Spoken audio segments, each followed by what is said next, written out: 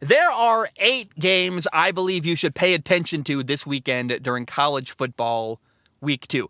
Game number 1 is this. Number 1 ranked Alabama at Texas. Alabama should win this game. I would be shocked if they didn't. I'm expecting Alabama to win probably by like 20 points over Texas, something like that. It's not going to be close at the end. But I'm really excited to see the new Texas quarterback, Quinn Ewers, against Alabama. How does he handle that moment? And can he cause Alabama's defense any problems? I saw a couple years ago, Johnny Manziel, a very mobile quarterback who could make a lot of crazy throws on the run, caused problems for Alabama. In fact, even beat them. I don't think they're going to beat Alabama, but can Quinn Ewers cause problems for Alabama? That would be very, very cool. And how does he play against an SEC-level defense? This is in his very young college football career, this is by far the toughest game Quinn Ewers has had. He's got one game against Louisiana Monroe, then you get thrown right into the fire against Alabama. I'm very excited to watch what happens this weekend. Also, Texas is coached by Steve Sarkisian, who is a former Nick Saban assistant at Alabama. He knows them well. I'm curious if that gives him an edge at all. But the last thing you got to know about this game, Alabama and Texas, you got 2 really exciting, fun quarterbacks. Bryce Young, Heisman Trophy winner last year, potential number 1 overall pick in the upcoming NFL draft. And then Quinn Ewers, this young, talented, exciting quarterback at Texas. I'm not exactly sure what to expect from Texas. I think they're probably going to lose by 20, 30 points. But man, am I hoping they can challenge Alabama a little bit. And I hope this young quarterback, Quinn Ewers, maybe is a bright spot in what's probably going to be a bad loss against Alabama week 2. Game number 2, South Carolina is going on the road against number 16 Arkansas. This is our first opportunity to see Spencer Rattler play in a meaningful game for South Carolina. They played Georgia State last week. That really doesn't count as a game to me. It's like, okay, you got a preseason game against a really bad football team. No, Spencer Rattler transferred in from Oklahoma. He lost his job to Caleb Williams. He had to transfer. And now Spencer Rattler, who is insanely talented, has to prove himself this fall. He's really talented. He's also come across as very immature during his time in the spotlight. I am so excited to see how Spencer Rattler plays against the first SEC team he's going to play this year, Arkansas. It's another game, by the way, with 2 really talented quarterbacks. Spencer Rattler has crazy arm talent. I think he's talented enough that he could potentially be the best quarterback in college football. Like, his arm is that good. He's got to make good decisions and hopefully be not an immature, selfish nightmare. KJ Jefferson, on the other hand, at Arkansas, can run, can throw. He's super dynamic. I'm expecting a really interesting, fun matchup between South Carolina and number 16 Arkansas. I think it's another game to pay attention to in week 2 of college football. Game number 3. Number 23 ranked Wake Forest on the road at Vanderbilt.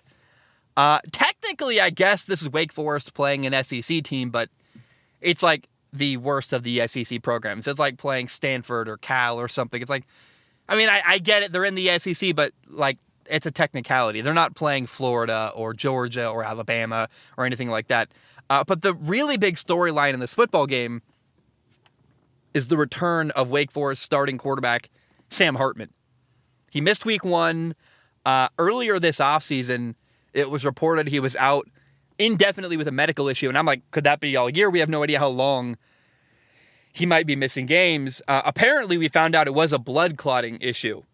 And those can get very serious. A friend of mine actually lost the lower half of his leg because he had blood clotting problems. So, Sam Hartman's back. Sounds like it's resolved. He, by the way, is 500 yards away from being the all-time leading passer at Wake Forest. And it is kind of cool. He's coming back right in time for him to play in a pretty big game on the road against an SEC program, but a winnable game still for Wake Forest. He has NFL hopes. He's one of the all-time greats at Wake Forest. I thought Wake Forest looked good even without him. Their backup quarterback had a great throw for a touchdown, rolling right on a corner ball on the run. But, they were good without him. With Sam Hartman, Wake Forest is a team that could win the ACC title, and potentially, I think they're going to beat Vanderbilt this weekend, so keep your eye on that game. Game number 4, number 24 ranked Tennessee at number 17 Pittsburgh. Oh my goodness. This is a really big test for Pittsburgh and their new quarterback, Kedon Slovis. How do they handle an SEC opponent like Tennessee? Bigger and better athletes than West Virginia, who Pittsburgh barely beat by 7 points in the backyard brawl. I'm not real confident in Pittsburgh. I hope they win. I'm rooting for them. I love Kedon Slovis, but I worry that if you struggled against West Virginia and you won by 7 points, where are you physically? They dominated up front, had some problems, first game jitters. I think you got to play a cleaner game and be more efficient against Tennessee just because they got better players. They're going to be more physically gifted than West Virginia was. Pittsburgh could lose this game, by the way, and still be okay. It's an out-of-conference game. They could still win the ACC title if they lose to Tennessee in week 2. But what I'm really interested to see is how does Kedon Slovis, the Pittsburgh quarterback, play against an SEC defense? I can't wait. It's going to be awesome. Also, by the way, people keep telling me that Tennessee quarterback Hendon Hooker is really good. And I'm like, okay, I have an open mind. Let's find out. Hendon Hooker, let's see how you do against Pittsburgh. Let's see if you can get onto the radar. Last week, Anthony Richardson grabbed my attention when he played Utah really, really well. Can Hendon Hooker do the same thing at Tennessee this week against Pittsburgh? We'll find out. I'm very curious. Game number 5. This is a massive game. I cannot wait for this. This might be the number one most anticipated game for me this weekend. Number 20 ranked Kentucky on the road at number 12 Florida. It's a massive game for both teams. And what's really exciting to me, it's a fun quarterback matchup where you've got Will Levis for Kentucky, Anthony Richardson as the quarterback for Florida. Both of them can run and throw, make a lot of plays. They're very dynamic. Both quarterbacks have NFL potential. And it's going to be fun to compare them head-to-head on back-to-back drives, going from Will Levis to Anthony Richardson. That's just good football. That's fun to watch. And I'm really curious. Anthony Richardson is pretty exciting to me. Dude, he's an incredibly dynamic athlete, can run at a high level, has got a strong arm. He's starting to look safeties off and manipulate defenses with his eyes. It's really cool to see. I'm really interested. Can Anthony Richardson outshine Will Levis, who's a more established quarterback and a star quarterback in college football? Can Anthony Richardson once again steal the spotlight for the second game in a row? I'd love to see that. Either way, great matchup, 2 fun quarterbacks to watch, and every offensive series is going to be interesting and competitive and compelling in this football game. Game number 6, you've got number 10 ranked USC at Stanford. USC, if they are who I think they are, USC should dominate this football game.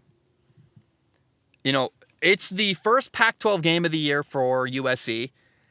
I think it's a good game to kind of get the measuring stick out and figure out how good really is USC. Because if they are a team that is as good, I believe they could run the table. I think they're a team that is probably, clearly they're the only hope left for the Pac-12 to make it into the college football playoff. And I don't think that's super crazy. You got to beat Utah, you got to beat Notre Dame, you got to beat UCLA, but the rest of the schedule for USC is a cakewalk.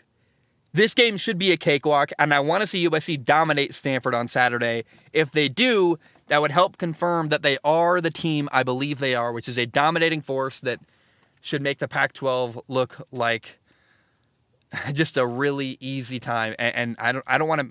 I'm worried about making a analogy that's like inappropriate. So I'm trying to make them look like something really simple you can cakewalk through, like slicing butter or something. I don't know. Good morning, clunky analogies. Game number 7, Hawaii at number 4, Michigan. Last week, Cade McNamara started at quarterback for Michigan. This week, it's going to be J.J. McCarthy starting for Michigan. J.J. McCarthy is a much more talented quarterback at Michigan. He's a good athlete. He can run. He can throw. He can extend plays.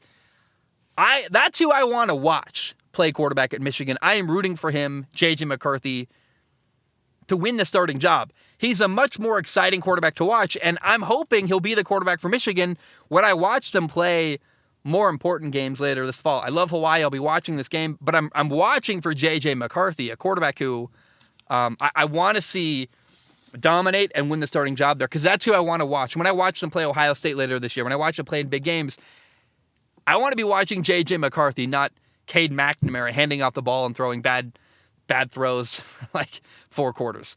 Now, game number 8, the number 8 game to pay attention to, Eastern Washington at Oregon is a game I'm personally really interested in. My buddy Gunnar Talkington is the starting quarterback at Eastern Washington. They list him on the roster at 5'10". Guys, he's 5'10" on a good day. I've met the guy. I've been around him a lot. Unless he's grown since I last saw him, I'm not going to say anymore. I'm not trying to roast the guy. The reason I bring that up is because it's an incredible story.